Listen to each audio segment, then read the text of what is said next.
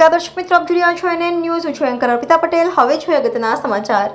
ભુજ તાલુકાના મોટી રોહા ગામે થયેલ અનડિટેક્ટ ખૂન ગુનાનો ભેદ ગણતરીના દિવસોમાં ઉકેલી આરોપીને ઝડપી પાડતી પધર પોલીસ.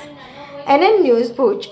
દર્શક મિત્રો, તમારી આસપાસ બની રહેલી અવનવી ઘટનાઓ વિશે જાણવા માટે NN ન્યૂઝને લાઇક કરો, શેર કરો, સબસ્ક્રાઇબ કરો અને બેલ આઇકન પ્રેસ કરો, જેથી આપને નોટિફિકેશન્સ મળતી રહે.